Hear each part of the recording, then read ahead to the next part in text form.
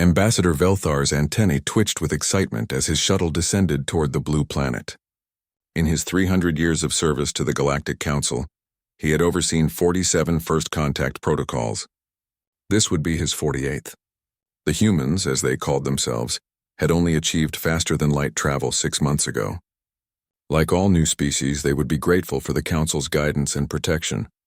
The landing ceremony on Earth went smoothly. The human representatives seemed pleasant enough, though Velthar found their appearance unsettling. They stood upright on 2 legs like most bipeds, but their eyes faced forward like predators. Their mouths contained flat, grinding teeth mixed with sharp, tearing teeth. Strange combination. The gravity here felt oppressive, even through his support suit. These humans walked around in it as if it were nothing. The human leader, a female named Secretary Chen, welcomed him with what his translator called a smile. Velthar had studied this facial expression. It could mean happiness or, in some Earth creatures, a threat display. He chose to believe it was happiness. "We are honored by your visit, Ambassador," Secretary Chen said. Her voice was deeper than he expected. The Galactic Council's message was received with great interest. Velthar bowed in the Quilxian manner, his chitinous body plates clicking softly. "The honor is ours, Secretary Chen. The Council is pleased to welcome humanity into the greater galactic community. We have much to offer your young species." They moved inside a building the humans called the United Nations headquarters. The ceilings were low by galactic standards, and Velthar had to duck his headstalks. Everything here seemed compressed, heavy, solid. They entered a conference room where more humans waited. Velthar noticed they all looked different from each other, varying shades of skin tone and facial structure. He wondered if these were different subspecies. "Before we begin formal discussions," Velthar said, settling into a reinforced chair, "the Council requires certain information about your homeworld. Standard protocol for all new members. May we access your planetary database?" "Of course," Secretary Chen said. She gestured to another human, who activated a holographic display. Velthar began reviewing the data, his translator working to convert human measurements into standard galactic units. His antennae drooped as the numbers appeared. Then they stood rigid with shock. "This cannot be correct," he said, his voice rising to a pitch that made the humans flinch. "Your atmospheric oxygen content is listed as 21%. "Yes, that's correct," Secretary Chen said, looking confused. "Oxygen is a highly corrosive element," Velthar said slowly. "Most spacefaring species breathe between 2 and 5% oxygen. 21% would be toxic to nearly every member of the Council. Your air would burn our lungs." "Oh," Secretary Chen said. "We didn't realize. Is that unusual?" Velthar continued reading, his legs beginning to tremble.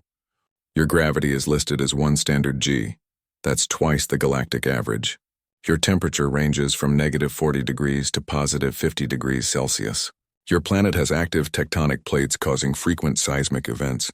You have regular severe weather patterns called hurricanes, tornadoes, and tsunamis. Your oceans contain predators massing over 20 tons. Your land masses contain megafauna that can crush your vehicles." He looked up at the humans, his compound eyes trying to focus on all of them at once. "According to this data, your planet is classified as a Class 12 death world. Nothing above bacterial life should exist here. How are you alive?" The humans looked at each other with expressions Velthar couldn't quite read. Secretary Chen spoke carefully. "Ambassador, this is simply where we evolved. These conditions are normal to us." "Normal," Velthar repeated faintly. His breathing spiracles were working overtime. The gravity here was crushing him even with his support suit. These creatures lived in this every day. "We're born in this. I need to contact the Council immediately." The emergency Council session took place via quantum link 3 hours later. Velthar watched as representatives from 47 species appeared in holographic form, floating around the circular chamber. He transmitted the Earth data to all of them simultaneously. The response was immediate chaos. Representatives shouted in dozens of languages, their translators struggling to keep up. The methane breathers threatened to disconnect. The gentle herders of Plyon the Four began weeping. Even the normally stoic crystalline collective showed signs of distress, their facets flickering rapidly. Council leader Thexala, an ancient being of pure energy contained in a magnetic field, finally restored order. Silence. Thexala's voice resonated in everyone's mind. "Ambassador Velthar, what is your assessment? Honored leader, I believe the humans are a prey species that survived through exceptional luck and hiding behavior. Their planet is hostile beyond measure. They cannot possibly have developed aggressive tendencies. I recommend we offer them protected status immediately. Protected status, Thexala mused. Restricted to their home system with council oversight? For their own safety, yes, Velthar said. They are clearly fragile to have survived such conditions. We must shelter them. The vote was unanimous. The humans would be welcomed but restricted, for their own good. When Velthar returned to the conference room to deliver the council's decision, he found Secretary Chen's expression had changed. The smile was gone. In its place was something harder, colder. We appreciate the offer, she said quietly, but we must decline. Decline? Velthar's antennae curled in confusion.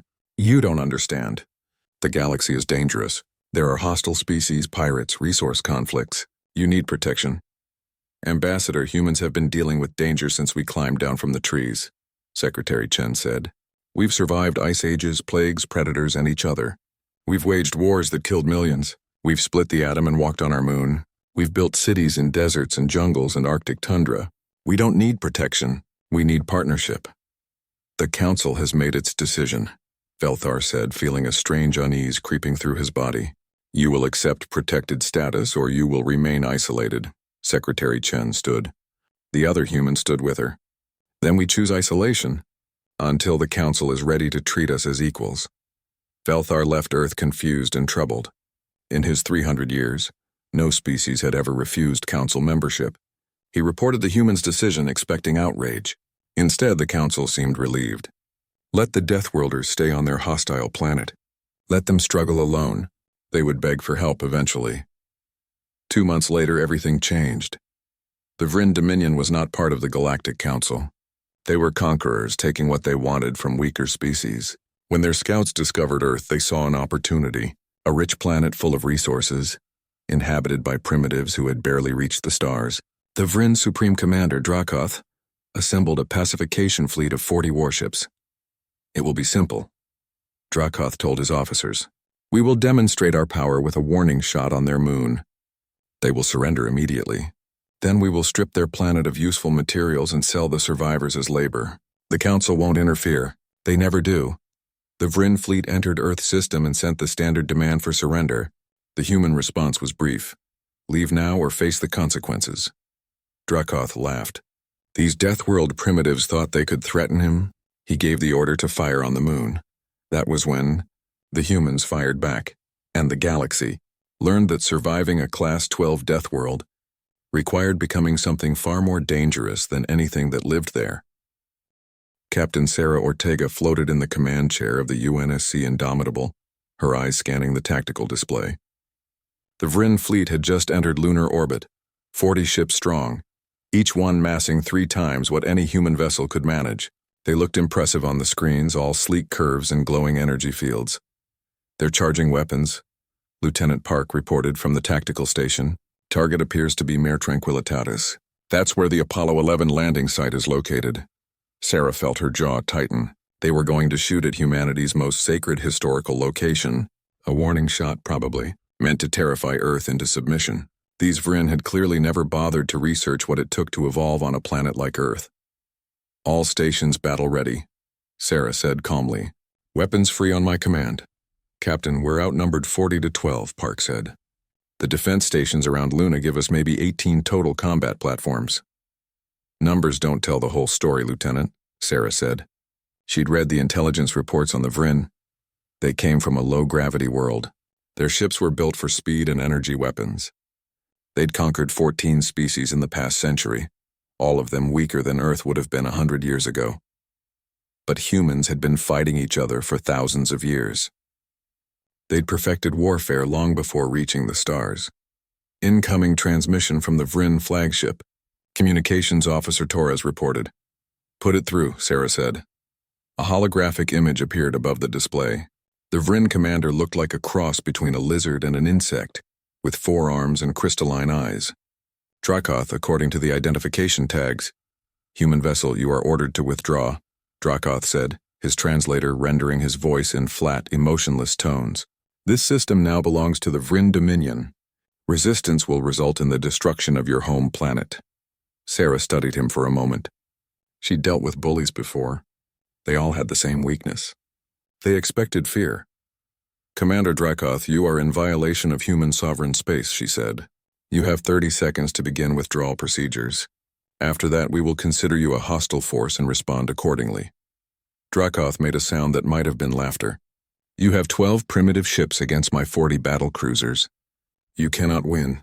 We are offering you the chance to surrender. 20 seconds, Sarah said. You're insane, Dracoth said. His crystalline eyes seemed to glow brighter. Very well. We will demonstrate our superiority. All ships fire on the moon. Show these primitives what happens to those who defy the Dominion.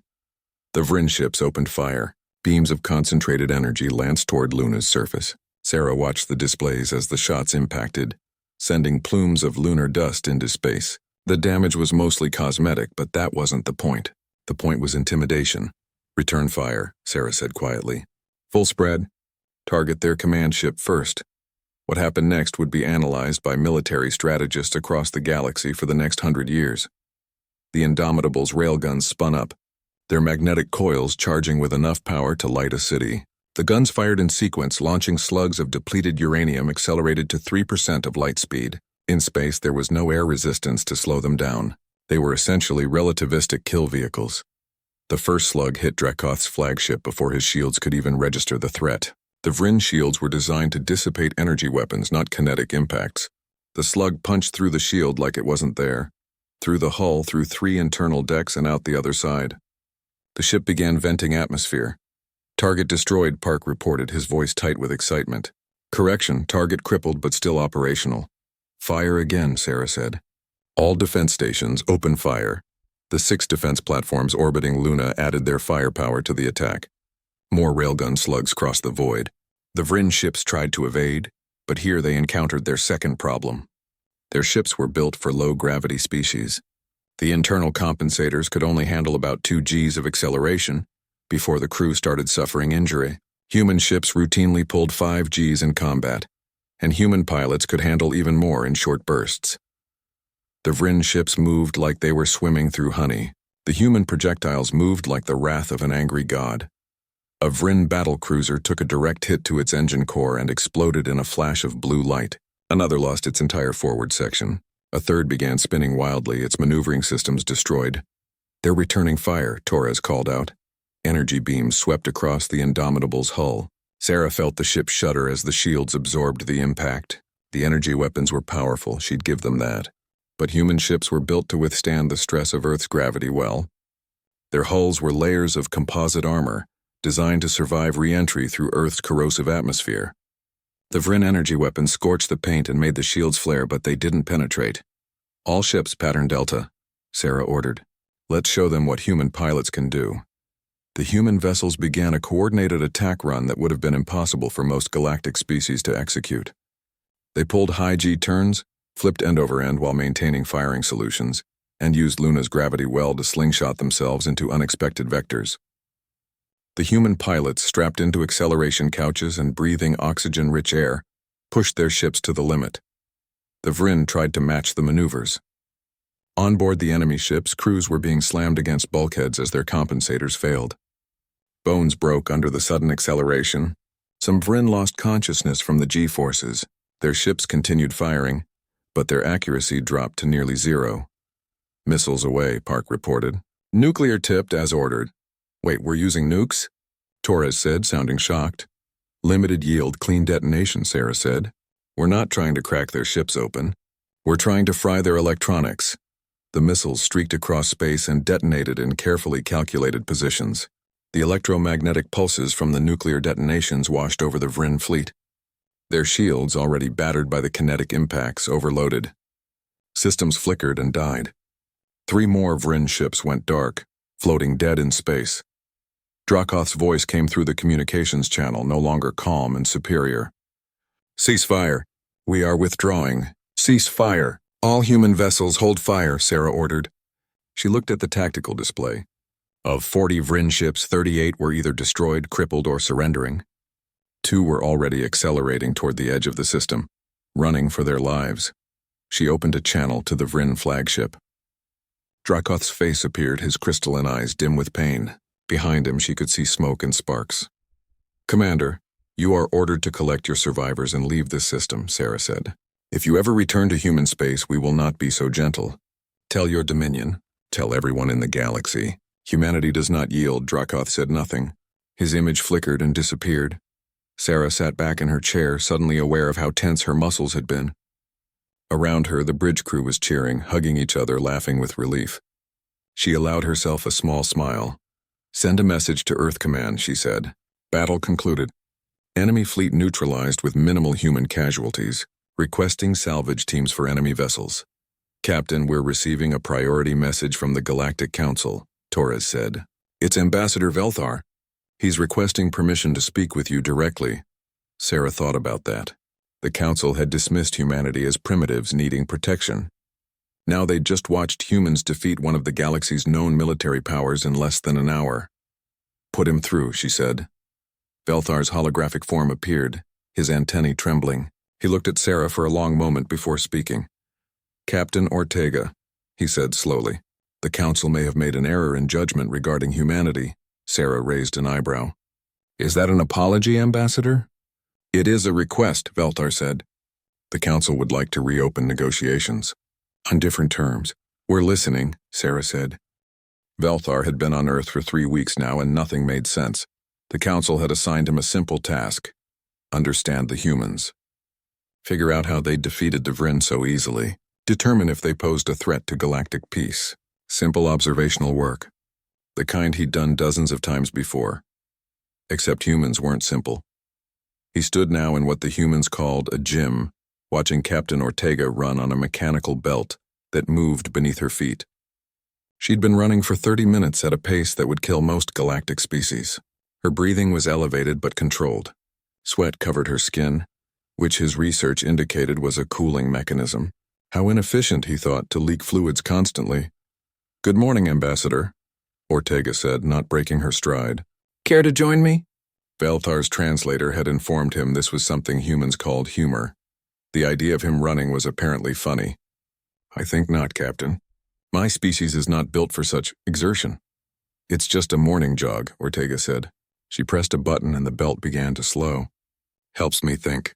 Wakes me up. You do this for recreation?" Velthar asked. "Not for escape or survival?" "For fun, yeah," Ortega said, stepping off the machine. She grabbed a towel and wiped her face. "Well, fun is maybe the wrong word. It's more like maintenance. If I don't exercise, I feel wrong. Restless." Velthar made a note on his datapad. "Subject requires constant physical stress or experiences psychological discomfort. Captain, may I ask you something that has been troubling me?" "Sure," Ortega said, taking a drink from a container filled with water. Water that would be considered a universal solvent by most species, capable of corroding through organic materials. "Your planet tried to kill you," Velthar said. "Every day of your evolution, Earth presented new ways to destroy your species. The gravity alone should have kept you small and ground-dwelling. The atmospheric oxygen should have caused cellular damage. The temperature swings should have made your climate uninhabitable. Yet you survived. How?" Ortega considered the question. She sat down on a bench, gesturing for Velthar to join her. He carefully lowered himself down, his support suit hissing as it adjusted to the oppressive gravity. "I guess we just never knew anything different," she said. "Yeah, Earth is dangerous. We have earthquakes that can level cities, storms that can destroy everything in their path, animals that can eat us. But that's just Tuesday. You adapt or you die. We adapted, but at what cost?" Velthar pressed. "Surely your species must be psychologically damaged by constant survival stress." Ortega laughed, a sound that still startled Velthar. Human laughter was so loud. "Ambassador, humans get bored. That's our problem. When things are too peaceful, too safe, we go looking for excitement. We jump out of aircraft for fun. We climb mountains that can kill us just to see the view. We invented extreme sports because regular sports weren't dangerous enough." Velthar's antennae drooped. "That sounds like a mental illness." "Maybe," Ortega said, still smiling. "Or maybe that's what it takes to survive on a death world. You can't be afraid of danger. You have to run toward it, figure it out, master it. Fear keeps you alive, but courage makes you human." Over the following days, Velthar continued his research. Each discovery was more disturbing than the last. He attended a human meal and watched in horror as they consumed what they called spicy food. The capsaicin in the peppers was a toxin, designed by the plant to prevent animals from eating it. Humans ate it deliberately. When he asked why, they said it tasted good. The burning sensation was enjoyable to them. He observed human entertainment. They watched stories about war, death, disaster, and survival. They played games where they simulated combat and competition. They listened to music so loud it would damage his hearing organs. When he asked if they ever enjoyed peace and quiet, they said yes, but not too much or we get weird. He studied human history and wished he hadn't. The wars alone were nightmare fuel. Humans had developed hundreds of ways to kill each other, from simple clubs to weapons that could destroy entire cities. They'd nearly driven themselves extinct at least twice that historians could agree on. Yet they'd pulled back from the brink each time, learned from it, and continued forward. The most disturbing discovery came during a routine medical scan.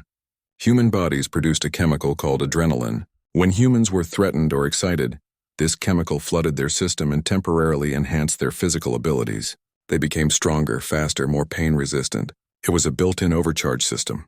"You mean to tell me," Velthar said to the human doctor explaining this, "that humans become more dangerous when threatened?"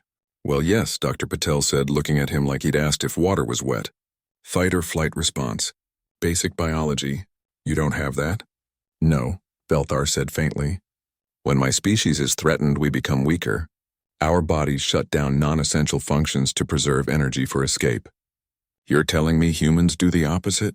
"Sure," Patel said. "There are cases of humans lifting vehicles to save trapped people.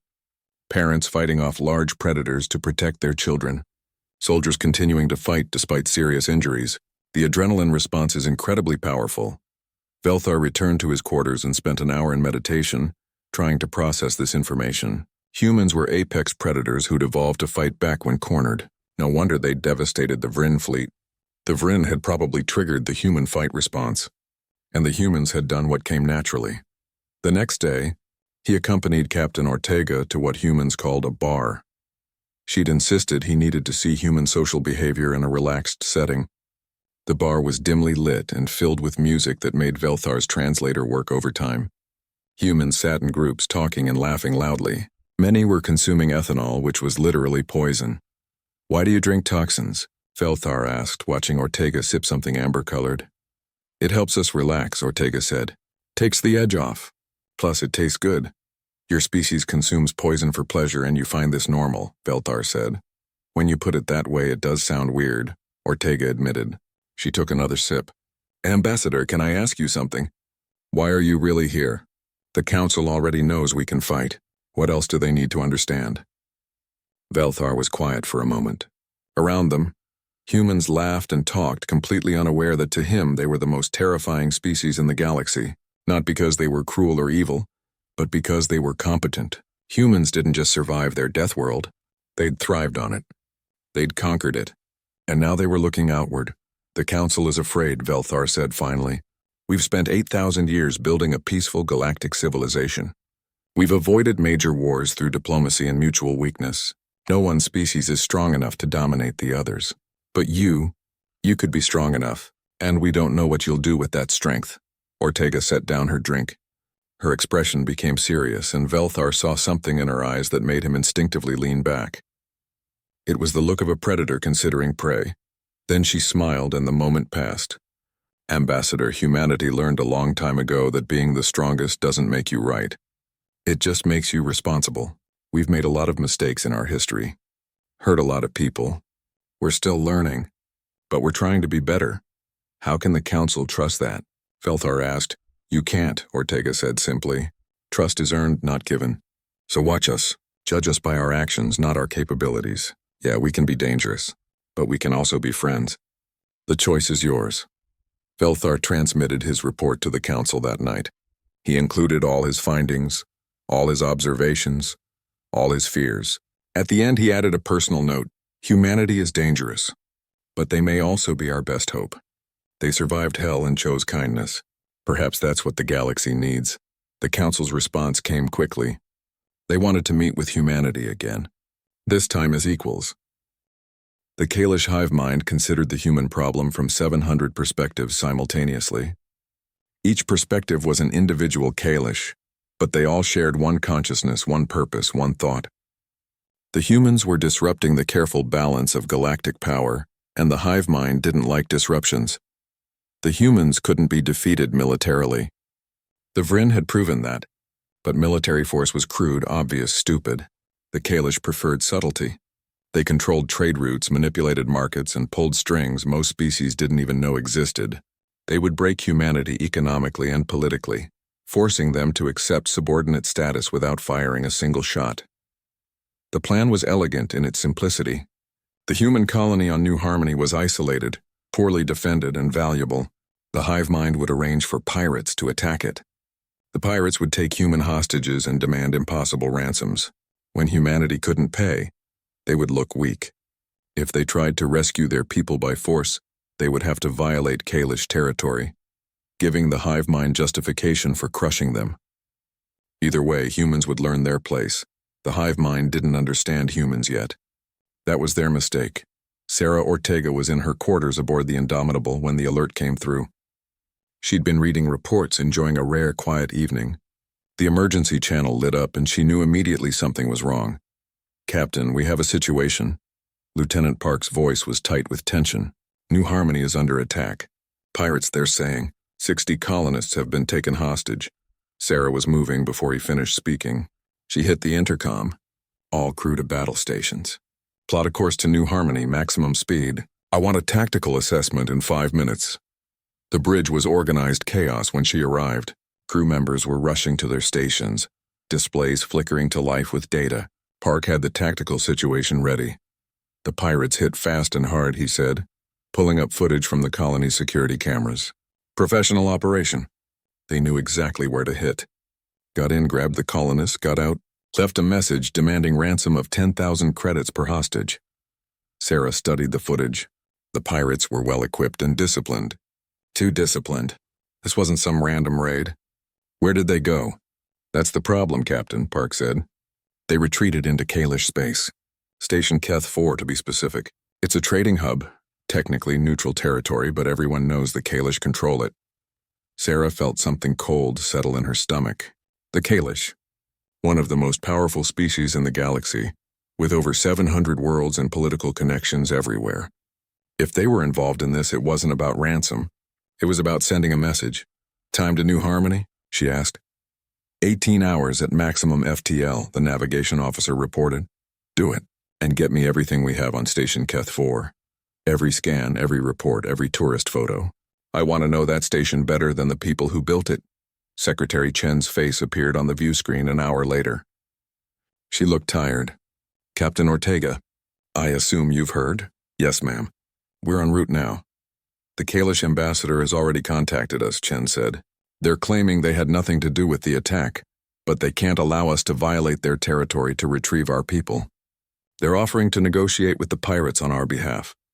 For a fee, I'm guessing," Sarah said. "A substantial one," Chen confirmed. "They're also suggesting this could have been avoided if we'd accepted the Council's protection in the first place." "They're making this political," Sarah nodded slowly. "What are my orders, Madam Secretary?" Chen looked directly at the camera. "Bring our people home, Captain. I don't care about Kalish politics or their trade routes.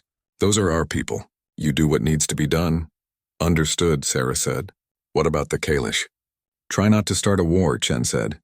"But if they get in your way, remind them why the Vryn fleet isn't a problem anymore." The Indomitable reached New Harmony within 18 hours. Sarah spent every minute of that time planning. Station Keth 4 was a civilian structure, which meant going in with heavy weapons was out of the question. Too much risk of collateral damage. This needed to be surgical. "We're going to do this quietly," she told her senior staff. "Lieutenant Torres, you're with me on the boarding team. Park, you'll command the Indomitable. If this goes wrong, I want you to be ready to extract us fast." "Captain, you shouldn't go yourself," Park protested. "Send the Marines." "I am sending the Marines," Sarah said. "All 40 of them. And I'm leading them. These are my people who got taken. I'm bringing them back." The plan was insane by galactic standards. A single ship approaching a major station in hostile space, carrying 40 soldiers in combat armor. The Kalish would see them coming. They'd have time to prepare, to set up defenses, to call for reinforcements.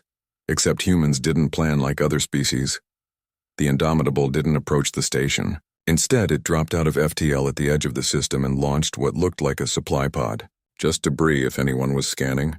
Nothing worth paying attention to. Inside the debris, Sarah and her Marines floated in zero gravity, breathing slowly, conserving oxygen. They were wearing modified spacesuits, painted black with minimal electronics that could be detected.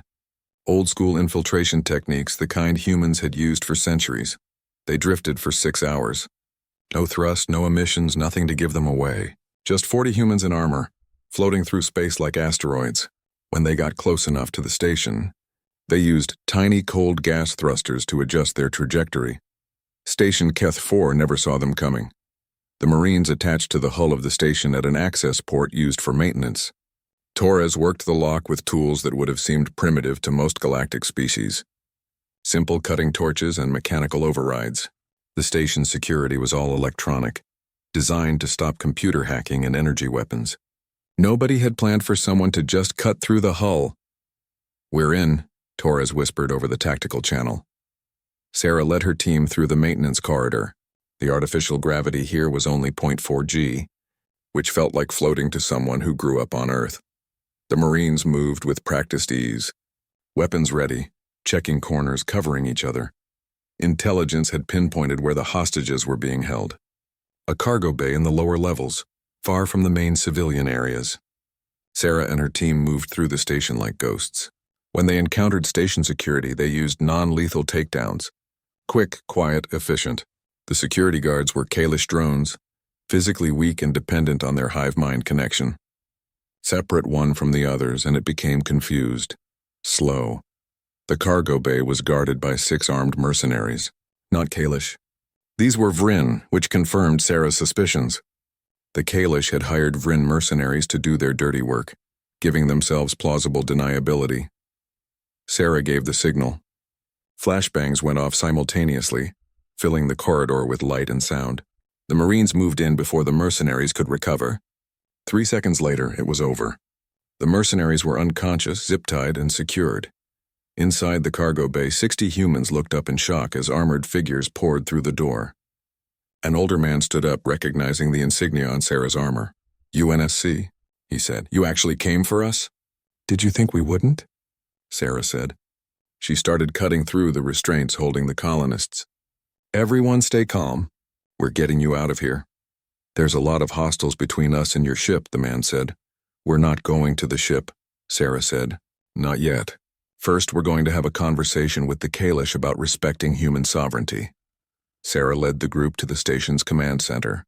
The hostages were surrounded by Marines, protected on all sides. When they reached the command center, Sarah simply walked through the door. The Kalish inside, dozens of drones all linked to the hive mind, turned to stare. "I am Captain Sarah Ortega of the United Nations Space Command," she said. "I'm here to collect our people. We're leaving now. No one needs to get hurt." The Kalish drones spoke in unison, their voices creating an eerie harmony. "You have violated our territory. This is an act of war." "No," Sarah said calmly. "This is an act of rescue. You allowed pirates to attack our colony and hide in your space. That's an act of war. We could have come here with warships. We could have blown a hole in your station and dragged you through vacuum. Instead, we walked in, took our people, and caused minimal damage. We were gentle because we chose to be."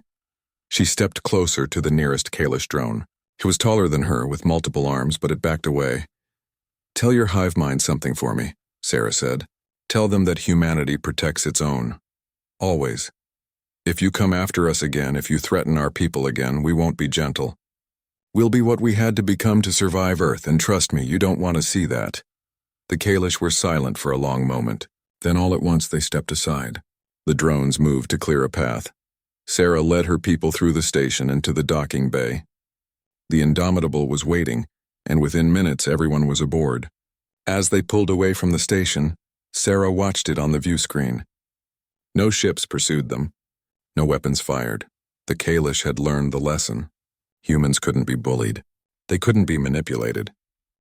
6 months had passed since the incident at Station Keth 4, and the Galactic Council chambers looked the same as they had during Velthar's first visit. Same curved walls, same holographic displays, Same seats arranged in careful hierarchical order, but everything had changed. Belthar watched as Secretary Chen stood before the assembled council. She wore formal clothing from her culture, something called a suit, and spoke with quiet confidence. The council representatives listened with an attention they'd never shown to any newcomer species. The council recognizes humanity's petition for full membership, Council Leader Thexala said, their energy field pulsing with formal colors. In light of recent events, the council proposes a new classification. Humanity would be recognized as an apex species, the first of its kind. This status grants full sovereign rights, representation on the Security Council, and no restrictions on movement or colonization. Chen nodded slowly. And what does the Council expect from humanity in return? Nothing more than what we expect from any member, Thexala said. To follow galactic law, to respect the sovereignty of other species, and to contribute to the common defense when needed. Then Earth accepts, Chen said, with one addition. Any species that evolved on a Class 10 or higher death world will automatically be granted apex status. We won't be the only ones. There was murmuring among the council members. Belthar felt a surge of pride. Even in victory, humans thought about others. They understood what it meant to be alone, to be judged as lesser. They wouldn't let it happen to anyone else. The vote was unanimous. Humanity was officially part of the Galactic Council, but Sarah Ortega wasn't at the ceremony. She had other business to attend to. The Vryn home system was in chaos. After their defeat at Luna, the Dominion had fractured. Subject species had risen up, seeing their oppressors as vulnerable. The Vryn military was scattered, trying to hold together an empire that was falling apart. Now the Sklarn Collective, a species of militant traitors, were moving in to claim Vryn territory. Their fleet was gathering at the edge of the system, ready to invade.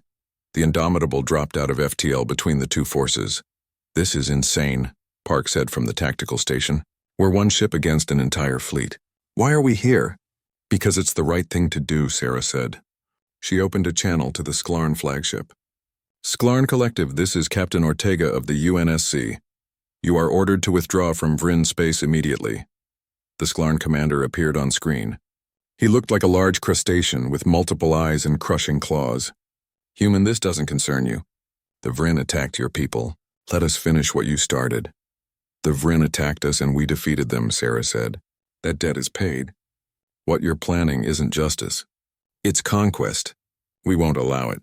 You're protecting your enemy? The Sklarn commander said, sounding genuinely confused. Why? Because they're not our enemy anymore, Sarah said. They're just people who made a mistake. They don't deserve to be slaughtered for it. The Sklarn fleet held position. Sarah knew they were calculating odds, trying to figure out if one human ship was worth the risk. She'd made sure they heard about Luna, made sure they knew what humanity could do. We could destroy you, the Sklarn commander said. You could try, Sarah agreed. But you'd have to ask yourself, is Vryn territory worth starting a war with humanity? Because that's what you'd be doing. We protect those who can't protect themselves, even former enemies. The standoff lasted for 3 hours. Then slowly the Sklarn fleet began to withdraw. As they left, the Sklarn commander sent a final message. The galaxy is changing because of you humans. I'm not sure if that's good or bad. Neither am I, Sarah admitted. But we're trying. In a small conference room on a council station, a very different meeting was taking place. The Tanari delegation sat nervously across from Belthar and Sarah. The Tanari were new to space travel, having achieved FTL only months ago. They were small furry creatures with large eyes and trembling limbs. Their homeworld, the council had discovered, was Class 11, nearly as harsh as Earth. We've seen the footage, the Tanari representative said, her voice barely above a whisper. We've seen what humans can do. We're afraid. If you came from a death world like ours and you're so strong, what does that mean for us? Will you see us as competition? As threats? Sarah leaned back in her chair, trying to look as non-threatening as possible. Can I tell you something? When I first learned about the Tanari, I was excited. For my whole life, I thought humans were alone, the only ones who knew what it was like to grow up on a world that wanted to kill us. But you understand? You know what it's like. We do, the Tanari said. Our world has acid rain, predators that hunt in packs, gravity that crushes. We survived by hiding, by being small and quick. And that's just as valid as what humans did, Sarah said. There's no one right way to survive a death world. You found your path, we found ours. That doesn't make us enemies. It makes us family. Velthar watched the Tanari's body language shift. The fear was still there, but something else was growing. Hope. The Council has decided to extend the same status to the Tanari as humanity, Velthar said. You will be classified as an apex species. Protected, respected sovereign. The Tanari representative's eyes filled with tears. We thought we would be alone. Thought we'd be seen as monsters because of where we came from. Never, Sarah said firmly. The galaxy is going to learn that Deathworlders aren't monsters. We're survivors, and survivors look out for each other. In the darker corners of the galaxy, word was spreading. Pirates who had operated with impunity for centuries were suddenly finding their ships boarded by human vessels. Slaving operations that had run for generations were being shut down. The humans, it seemed, had declared war on anyone who preyed on the weak. It wasn't official policy. Earth Command hadn't issued any orders. But individual human captains flying their routes kept accidentally stumbling across criminal operations. And when they did, they acted with swift and overwhelming force. A pirate lord named Scath, who'd terrorized the Outer Rim for decades, made a recording that became famous across the underworld. He was missing 2 arms and 1 eye, and his ship was burning behind him. Stay away from the humans, he said into the camera. Don't attack their ships. Don't touch their people. Don't even look at their colonies wrong. They hunt slavers like it's a sport. They don't negotiate. They don't take bribes. They don't care about your connections. They just keep coming.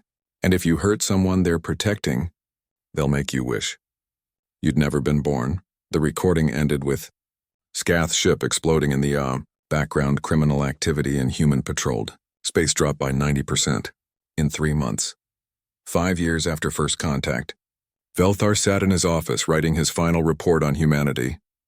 He'd been promoted to Council Representative for Deathworlder Affairs, a new position created specifically because of Earth. He looked at his notes, trying to summarize everything he'd learned. Humans were dangerous. That was undeniable. They could fight, kill, and destroy with frightening efficiency. But they chose not to. They chose mercy when they could have chosen violence. They chose to help when they could have chosen to dominate. That choice, Velthar had come to understand, was what made them truly powerful. He wrote, "The galaxy feared humans because they were strong. We should have feared them because they were kind. Strength fades, technology becomes obsolete, empires crumble. But kindness, true kindness backed by the power to be cruel, that changes everything. Humanity showed us what we could be. They came from hell and chose to be gentle. That is their true gift to the galaxy." Sarah Ortega, now an admiral, stood on the observation deck of the new Galactic Defense Academy. Below her, the first class of mixed species recruits was running through training exercises. Humans, Quilxians, Tanari, even a few Vryn and Kalish. They were learning human tactics, human strategies, human values. A young Quilxian recruit, barely old enough to have hardened her chitin, approached Sarah nervously. "Admiral, can I ask you something?" "Of course," Sarah said. "Why do you help us?" The recruit asked. "You're stronger than most of us. You could take what you want. Why do you teach instead of conquer?" Sarah thought about her answer for a moment. She thought about Earth, about growing up under crushing gravity and corrosive air, about humanity's long history of war and peace, of cruelty and compassion, about the choice every human made every day, between the monster they could be and the person they wanted to be. Because someone has to show the galaxy that being strong doesn't mean being cruel. Sarah said, "We survived Earth by being tough, by being violent when we had to be. But we also survived by working together, by protecting each other, by choosing to be better than our worst instincts. That's what I want to teach you. Not how to fight, but when to fight. And more importantly, when not to." The recruit nodded slowly, understanding dawning in her compound eyes. Down on the training field, a human instructor was teaching a mixed squad how to execute a low-altitude drop. The alien recruits were terrified but determined. They'd seen what humans could do. Now they wanted to learn how to do it themselves. The galaxy had learned to fear Deathworlders, but they'd also learned to respect them, to trust them, to become them. Humanity hadn't conquered the stars.